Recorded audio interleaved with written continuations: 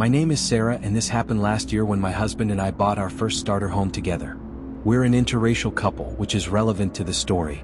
It was a small 2-story house in a basic suburban town in North Carolina. There was nothing special about it, but to us it was supposed to be special. It was a typical quiet street, decent backyard, cheap fence, and regular-looking houses lined up next to each other. We felt lucky to even buy a house at our age. So, it was a very exciting point in our lives that was quite literally robbed from us, which you'll soon hear why. Story 1: The Watcher Next Door. The first few days were normal. We unpacked, met a few neighbors, and tried to settle in. The neighbor on our right side was a friendly older couple. The neighbor across the street waved and came across to say hi when he saw us. But the house on our left side was different. We didn't see anyone come out of it for the first few days. The curtains were always shut. The house looked clean and normal, don't get me wrong, but it was always kind of dark inside, like no one was home, even though there was a car in the driveway. The only time we noticed anything was when we saw someone standing inside their front window one afternoon. My husband and I were carrying groceries in from the car when he whispered something to me about it. I looked over and saw a man standing behind the curtain, only half visible but totally watching us. He didn't wave. As soon as he saw us glance at him, he walked away from the window. It was weird, but we didn't think too much about it. Some people are just quiet or awkward. Over the next week we started noticing him more often. Not outside but inside his house. I would catch him standing in his living room window sometimes when I left for work. My husband told me he saw him in the upstairs window once when he was getting the mail. Every time we noticed him, he seemed to be watching us, but never in a way where he stayed long. The second we looked back, he was gone. One night, something happened that made both of us uneasy in a way we couldn't ignore. Around midnight, I was getting ready for bed when I walked past our upstairs window. Our bedroom window faced directly toward his house. When I looked out of habit, I saw him in his upstairs window. This time, he wasn't halfway hidden or standing behind a curtain. He was fully visible. He stood straight up with his face turned toward our bedroom window. I froze for a second because I wasn't sure if I was actually seeing it right, but the second he realized I saw him, he stepped back away from the window. I remember saying to my husband with a nervous laugh, "Oh, great. Our neighbor's a creep." The next morning, the man came to our door. It was the first time we saw him outside. He knocked politely and introduced himself as Richard. He apologized for looking like he was spying the night before. He told us he had been putting something on his window ledge and didn't mean to look into our room. He smiled the whole time, and it was a welcoming enough smile to give me a bit of relief. I'm not saying I loved the guy instantly. There was definitely something slightly off about him, but the apology was appreciated. My husband didn't want to be rude, so he told him it was fine. When we went back inside, we both agreed he seemed somewhat nice but a little weird. We decided to forget about it. A week later, something else happened that we couldn't ignore. In the middle of the night, my husband shook me awake, telling me he heard someone in the yard. I was half asleep, but I got up to check the window. When I looked outside, I saw someone walking in our yard. Unless it was Bigfoot, it was definitely a person. A full-grown man walking around like he was looking for something. My husband's first reaction was to shout, "Hey!" even though I knew that wasn't the smartest thing to do. As soon as he yelled, the person walked fast toward the gate and slammed it shut behind him. Since we didn't have anything in the backyard yet besides some gardening tools, we didn't think someone was trying to steal anything. My husband didn't go outside because he didn't feel safe. And eventually we went back to sleep even though we felt uneasy. A few nights after that, the same thing happened again. I woke up to rustling outside. This time we both heard it clearly. It sounded like someone was jimmying something. I can't say what, but best description I could give was some kind of lock. My husband went to the window again, and sure enough, he saw someone in the backyard. I felt my whole body tense up this time. He yelled that he was calling the cops. The person walked out of the yard and again slammed the gate the same way. But this time, we both saw enough of the man's face and posture to know it looked exactly like Richard. My husband yelled, "Richard!" but he didn't respond. He just walked away like nothing happened. This time, my husband went outside. He checked the yard, then the sides of the house. He took a deep breath and told me he had to confront this now. He walked over to Richard's house and knocked. Richard answered within seconds, which told us he was awake the whole time. He smiled like he always did and started laughing while telling my husband that it was him in the yard. He said he was chasing away kids who always jumped the fences in the neighborhood, and he caught them jumping from his backyard into our backyard. He said it happens all the time and told us we'd get used to it. He kept smiling the whole time, but something about the smile didn't feel normal. It felt like something was behind it. My husband didn't argue with him. He just told him he understood and came back home. But deep down, neither of us believed a word he said.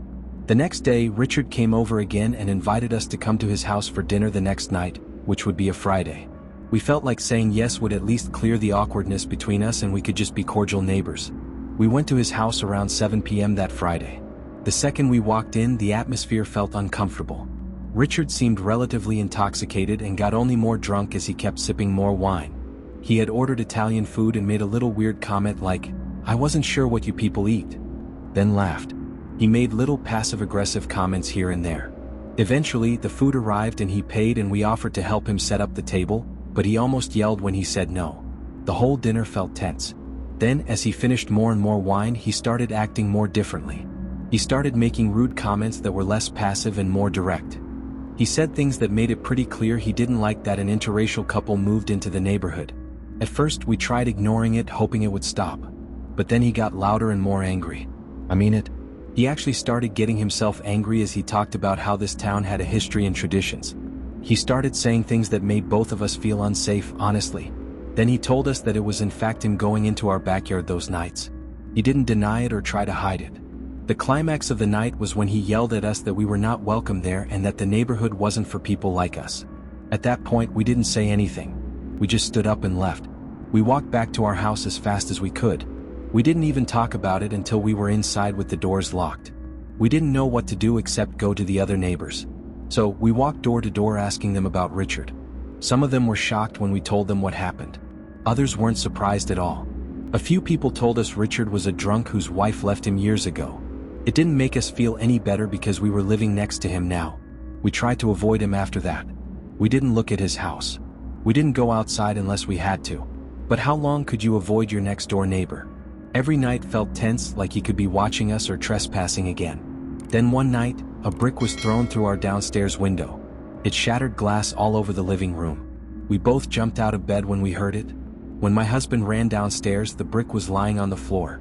No note attached or anything, just a brick. We knew it was Richard. There was no one else it could have been, but we had no proof. We filed a police report. The police came to talk to him, but he denied everything. He acted confused and told them he had nothing to do with it. The police couldn't do anything except document the incident. We talked about putting up cameras and staying to fight it out, but honestly, we were too scared and this was mentally exhausting already. We both felt like something worse would happen if we stayed. Not even 2 months after moving in, we started packing again. We couldn't live next to someone who hated us and had already gone into our yard at night and then thrown a brick at our house. Before we left, we filed another report explaining everything. The police said they would keep an eye on the situation, but we didn't feel protected. We moved out of that house and out of that neighborhood as fast as we could. We left behind the home we thought would be our first chapter in life together. I still think if we stayed there, you'd have eventually heard of my husband and I on the news having been murdered by this man. All we can do now is move on and upward from here. Story 2, The Perfect Couple. This story happened a couple of years ago around late 2022. My name is Emma, and me and my boyfriend Marcus, who is now my fiancé, had moved into a new house in a quiet suburban neighborhood in Virginia. It was a nice 2-story house, perfect for our future family. The neighbors seemed friendly and welcoming as well. Most notably, the neighbors that lived to the right of us seemed the friendliest. It was a couple in their late 30s, but I wasn't really sure. The husband's name was Daniel, and his wife was named Amanda. They were very friendly and seemed like sweet people. They even baked us a chocolate cake as a little welcoming gift. The cake was really good and we couldn't thank them enough for it. The first couple of weeks were good in the new neighborhood. It was quiet and peaceful until we started noticing strange things with our neighbors, Daniel and Amanda. One night around 11 p.m., I heard shouting coming from outside. I looked out my bedroom window and realized it was coming from their house, like they were arguing. I couldn't see them because the angle of the houses blocked my view. Eventually, I saw Amanda storm out to her car and leave. After that, it was quiet again. I told Marcus about it and we just chalked it up to them getting into an argument and Amanda leaving to cool off. I was kind of concerned because they seemed like such sweet people, not the type to have heated arguments, but every couple has disagreements. We didn't think too much of it. Later on that same week, Marcus and I were coming back home. When we got out of the car, we heard yelling coming from inside their house again. They had their main door open, but the storm door was closed, so we could hear them arguing clearly. Again, it wasn't our business, so we ignored it. Then one day, I noticed Amanda's car wasn't there for a few days, but I assumed maybe she was on vacation. Daniel was still there because his car stayed parked and I would see him go out once in a while. But then it became a week, then 2 weeks, and Amanda's car was still gone. Marcus noticed too and thought maybe they got divorced or something, which would make sense due to their constant arguing. But the way she left was so sudden. One day her car was there, the next it was gone. And Daniel was acting weird.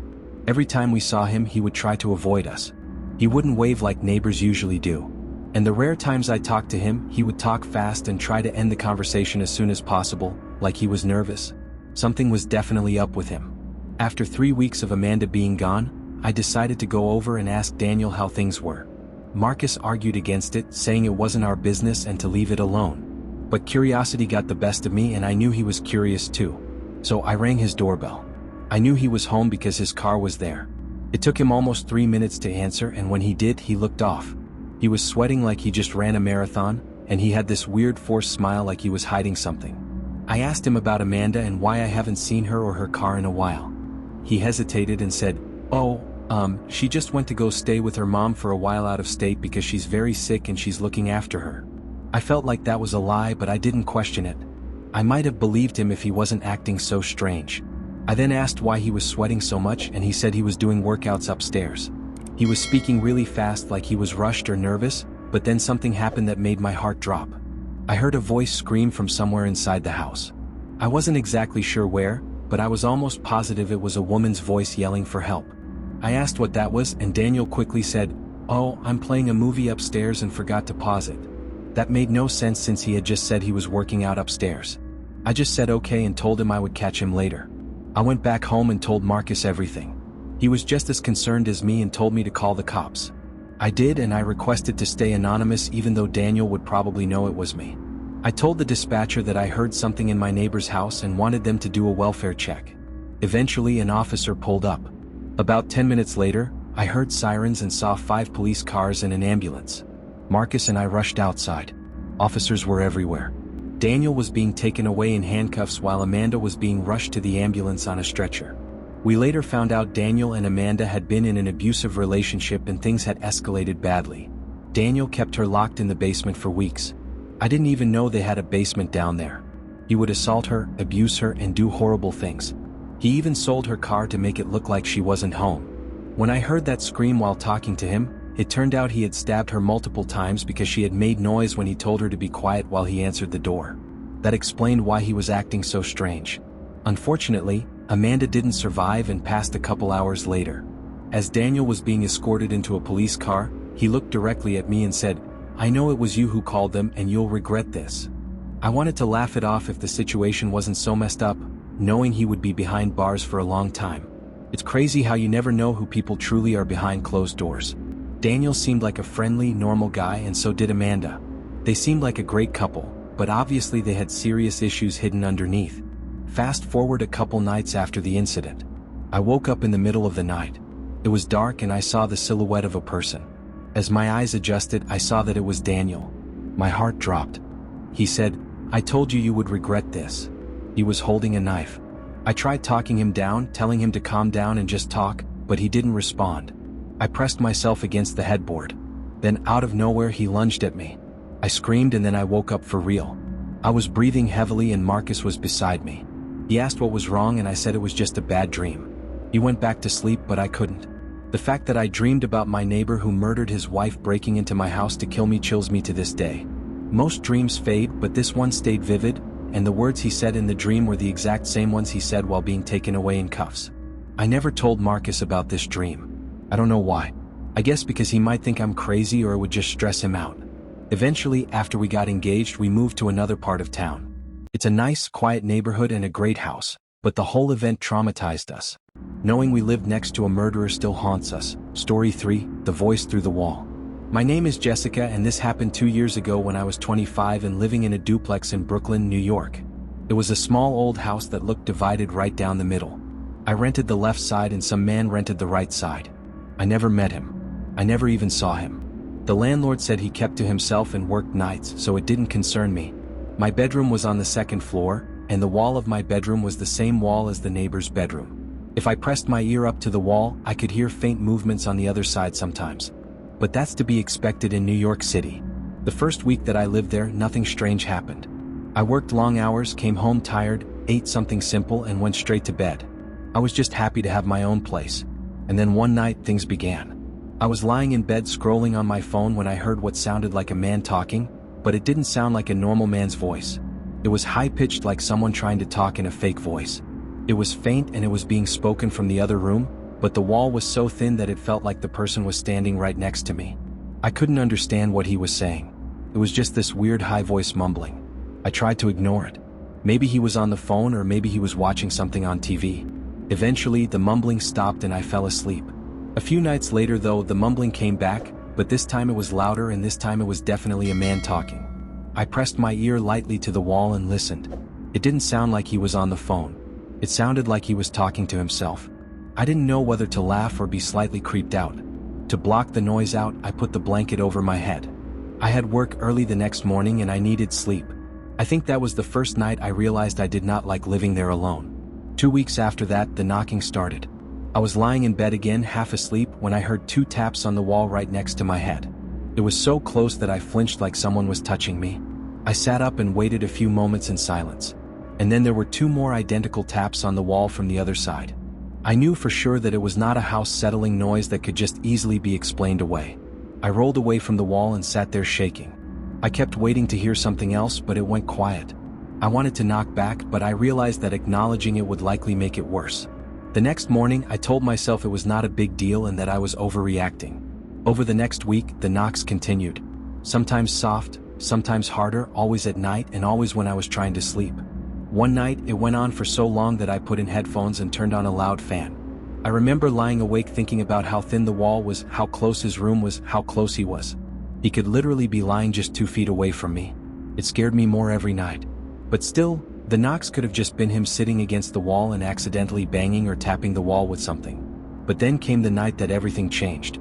I'll never forget it. I was lying in bed on my side facing the wall. My eyes were closed, but I was not asleep yet. The room was dark except for the street lamp shining through the blinds. I heard the knocks again, 3 slow ones. I kept my eyes closed and tried not to react. Then I heard that same high-pitched man's voice come through the wall. It was muffled, but not that muffled. I could hear each word clear enough. He said, "What are you doing in there?" My lungs locked up. I sat straight up in bed, shaking so hard I felt my teeth chattering. This was no longer just potential accidental taps on the wall. He was now acknowledging me directly. He said it straight through the wall. I could just tell he said it like he knew I was right next to him. I grabbed my phone and called my boyfriend. I whispered to him that I was scared out of my mind and told him exactly what happened. He told me he was coming over right away and he would stay the night with me. I stayed sitting up with the lights on until he arrived. The rest of the night, nothing happened. It was almost worse that way. It made me feel crazy, like the neighbor knew my boyfriend was there. For a few days things were quiet. I started thinking maybe it was just some weird coincidence that the neighbor was doing something and I misheard. But then a few nights later, something happened that made me leave the house running. I still have bad dreams about it. I was asleep this time, fully asleep.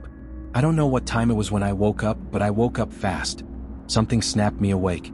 I sat up slightly and then it started, the knocks on the wall like someone drumming their fingers right beside my head. I screamed back without thinking. I shouted for whoever it was to leave me alone. I was shaking and breathing hard.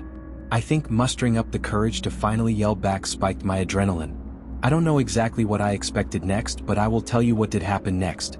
I never expected in a million years. There was a voice. It came from inside my room. A voice in the dark said, "Go to sleep." It was not the voice from the wall. It was deeper and closer, right there in my room. I launched off my bed screaming. For some reason, the brief moments of my running through the hallway and down the stairs was a blur because I really just remember getting outside and running into the street screaming for help over and over. I must have looked insane. I ran barefoot onto the sidewalk. I kept looking behind me, expecting someone to be chasing me. I didn't stop screaming until a man 2 houses down came outside and stared at me like he didn't know what to do. I begged him to let me use his phone to call my boyfriend, but he said by the sound of it I needed to call the police. So I called the police instead. I waited by that man's sidewalk, shaking and crying until the police arrived. When they showed up, I told them everything that happened. They asked me if I was sure that someone was in the house and I said yes. 100% yes. They drove me back to my duplex and 2 officers went inside. My front door was still wide open like I left it. They said there were no signs of forced entry. They asked me if I remembered unlocking the door as I ran out. I had no memory of touching the lock. I told them I didn't think I unlocked it, but I was so panicked that maybe I did. I couldn't be sure. They checked every room, every closet, under the bed, everywhere. No one was in the house. They knocked on the neighbor's door too, but he wouldn't open up. It looked like he wasn't home at all. Eventually, my boyfriend showed up and took me back to his place. I was still shaking hours later. I don't remember sleeping again the rest of the night. In the morning, I called my landlord and told him everything. I told him I needed to know who the neighbor was and if he had any history of problems or strange behavior. I also told him I wanted to break the lease immediately. At first he pushed back. He said he needed notice and paperwork. I told him I would not step foot in that duplex alone again, and he needed to help me. It took a whole day of phone calls before he said he would let me break the lease. My boyfriend came with me every single time I went back to the duplex to move my stuff. I refused to go alone. During those days we tried knocking on the neighbor's door multiple times, but he never answered. It was like no one lived there, but there were signs that someone did, like packages at the door and a car in the driveway, but no human response. I ended up moving back in with my parents for a while until I found a new place. I still don't know if that neighbor was actually in my room that night or if someone got in without the police noticing or if it was just all in my head from the stress, but that last one's the least likely explanation because it's pretty clear what's real and what's in your head. My landlord told me later that the neighboring tenant eventually moved out too without saying a word. I don't know what really happened in that duplex,